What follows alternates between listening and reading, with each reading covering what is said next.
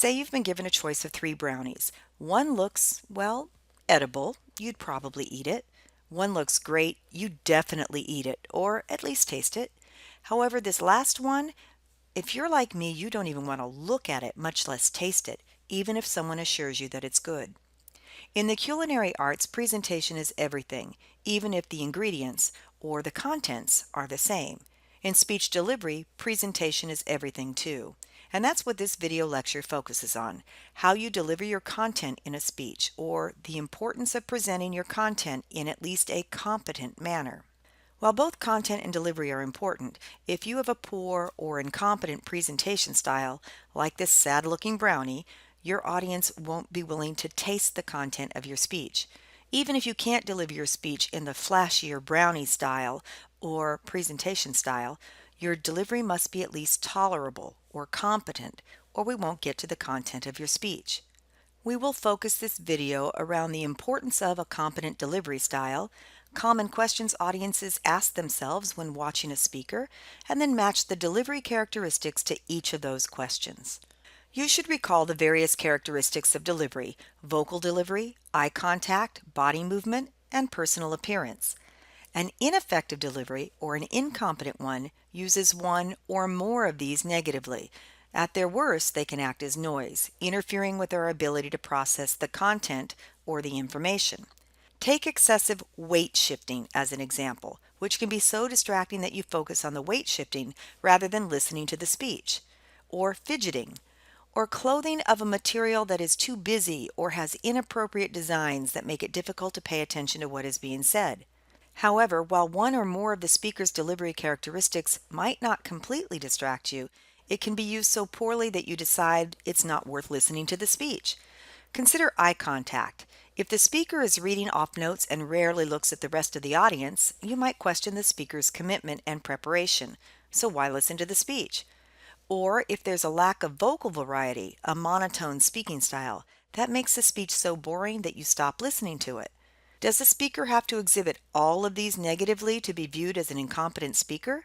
No. Sometimes one characteristic is so bad that even if the other aspects of the speech delivery are adequate or even excellent, you may classify the speaker as incompetent. For example, disfluency, such as choppiness or excessive use of fillers like this can make it so hard to follow that many of us will give up. It wouldn't matter then if there is effective eye contact, good body movement, and excellent appearance. If the flaw is great enough, that's enough to label a speaker's delivery as incompetent. And to link back to the importance of the presentation of food analogy, if a speaker's delivery is incompetent, we're not willing to get to the content of the speech. While your goal as a speaker is to present your speech in an appealing manner, just like the goal of a baker is to make food look so good that you want to taste it, at the very least you should be competent in these behaviors. But what roles do each of these play in our assessment of a speaker as competent? That brings us to some questions or concerns audiences have when listening to a speaker. There may be a lot of them, but we will narrow them down to what I think are the top 3. Can I trust you? Do you seem to have taken the speaking situation seriously? And do you, as the public speaker, really want to be here delivering this message? Can I trust you relates to what Aristotle calls ethos. When we wonder if we can trust you as the speaker, we consider if you are competent and knowledgeable about the content area, and related to knowledgeability, if you are intelligent. We also want our presenters to be ethical and appear to care about us, or have what Aristotle would call goodwill. In the business environment, we want to know if we can work with you. Have you taken the speaking event seriously means that you give the appearance of being prepared. You didn't throw the presentation together at the last minute, and you've thought about and practiced how you are going to deliver the speech. And do you want to be here? This question relates to establishing rapport with the audience, and that you are demonstrating enthusiasm or passion, or what I call positive energy for your presentation and the event. There are definitely other questions the audience will ask, but these are the basics. And now let's see how the characteristics we discussed earlier affect these key questions. Keep in mind as we go through these that we are focusing on the nonverbal aspects of a presentation, not what you say, but what we see and hear while you are saying it. And also keep in mind that while we are listening to your speech, we may not consciously realize what we are paying attention to that leads us to answering these questions. Sometimes we don't know why we trust or don't trust someone. We just have a gut feeling, and that likely comes from the nonverbal. The first, can I trust you, is vitally important. If I don't trust you, then I will discount most, if not all, of what you are saying. And I need to trust that you are knowledgeable, that you know what you're talking about. So, what aspects of nonverbal delivery communicate that the audience can trust you? We'll spend the most time on this question because a lot of this carries over into the other two questions. First, it's hard to underestimate the importance of eye contact in the U.S. Euro American culture, where we equate eye contact with honesty. Now, to be clear, people can be deceptive and maintain eye contact at the same time. But if you can't make direct eye contact with your audience, or your eye contact flits from person to person, which makes you appear what some call shifty eyed, or you look up at the ceiling, down at the floor, or out of the window, we are likely to question your trustworthiness. Your voice also elicits trustworthiness. If you sound earnest, we're more likely to perceive you as trustworthy. If you lack fluency, excessive choppiness, or vocal disfluencies, it seems like you don't know what you're going to say, and you don't appear confident or knowledgeable. The same with uptalk, where your voice goes up at the ends of your sentences, making even a declarative statement sound like a question. You don't appear to be confident about what you're saying. And if you can't pronounce your words properly, we question your knowledge and competency on the subject. In terms of body movement, does your posture communicate that you are confident? Where are your feet pointing? If your feet are pointing toward the room's exit, it can be interpreted as you being deceptive. Keeping your gestures close to your body gives the impression that you feel vulnerable, as if you're ready to pull your hands in to protect yourself if someone starts to throw something at you. Try not to hide your hands, as some feel that that implies that you are actually hiding something. So keep them up and open, which communicates that you are open as well. Avoid covering your mouth, as this may signify disapproval, or again, like you're trying to hide something. And earnestness is also communicated through your facial expressions. Your personal appearance contributes to your credibility as well. As much as we hate to admit it, we do judge people on the appropriateness of their clothing. And at the very least, your clothing should complement your message that you are a professional, trustworthy speaker. And oftentimes there may be a combination of these, such as when you realize you made a mistake and you roll your eyes, have a horrified look on your face, and maybe even cover your mouth. Even if you don't actually say, "I'm sorry," your nonverbal behavior has communicated the message for you. Finally, your nonverbal message must be consistent with your verbal message. If you say you are knowledgeable about the topic, but your nonverbal delivery contradicts your words, we tend to believe the nonverbal message. Let's turn next to the second question of, have you taken the speaking situation seriously, or what I call speaker commitment? Are you committed to doing a good job? We like to know that you put some time and effort into the presentation and that you didn't just throw this all together at the last minute.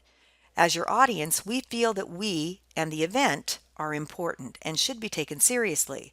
If your delivery implies that you didn't prepare or practice or adapt your speech to the audience and the situation, then we are more likely to view you as incompetent. The first thing we will consider is your personal appearance, which we notice before a single word leaves your mouth. It must look like you considered your appearance and chose your attire intentionally. Inappropriate clothing or an untidy appearance can give the impression that you had forgotten that you were supposed to do a presentation today. And we can hear the lack of commitment in your voice, particularly if it appears you didn't spend the time and effort to make sure you can pronounce your words properly.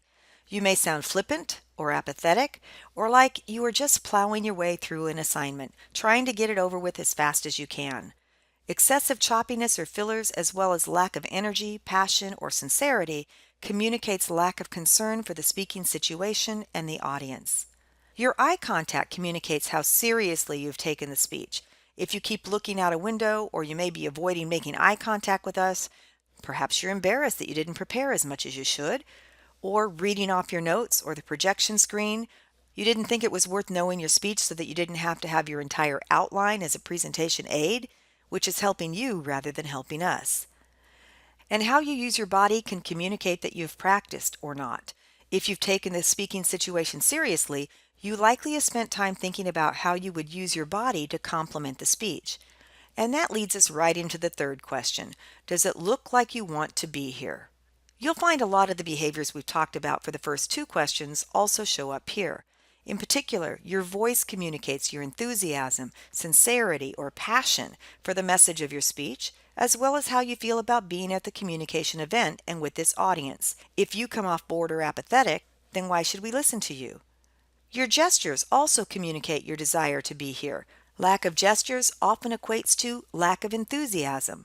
Combine that with posture. Do you look like you're ready to run out the door? Facial expressions. Do they reflect your enthusiasm or sincerity? And other body movement. Are you chewing gum? And you see how important body movement is. If you sound and appear motivated, animated, basically that you are enjoying yourself in the speaking occasion, then we are much more likely to enjoy your presentation. A colleague of mine observed, your audience will forgive you for almost anything but being bored. And if you sound and look bored, we will be bored too. Eye contact also communicates your desire to be here. Reluctance to meet our eyes makes us wonder if you really want to be in front of us. And we can't forget the importance of personal appearance. Don't forget to take off your outdoor gear, such as a warm jacket or scarf, as it appears as if you are in a hurry to leave. If you care about something, you tend to pay attention to your appearance. The bottom line is that you have to act as if you truly believe what you are talking about is important and you have enthusiasm and sincerity for your topic, or at least fake it like you do. As the well-known catchphrase, fake it until you make it, implies, if you act enthusiastic, you likely will become enthusiastic. And enthusiasm, or positive energy, can be contagious. If you look like you are enjoying yourself, we are likely to enjoy your presentation ourselves. Processing time. Which of the characteristics of delivery do you think plays the biggest role in our classification of a speaker as at least competent? Is there another overall question that you think the audience considers when assessing a speaker's competence? How you present your speech is as important as, or perhaps more important than, the actual content of the speech. Like the brownies we compared in the beginning, if your overall presentation doesn't look and sound at least decent or competent, we won't be willing to listen to or taste what you are delivering to us.